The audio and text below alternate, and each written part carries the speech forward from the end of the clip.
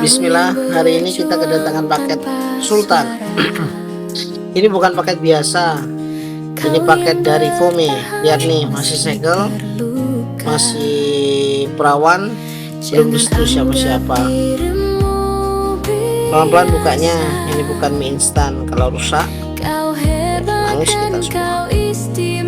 Wih, ini dia isinya, bukan cuma barang-barang, tapi ini calon-calon cuan.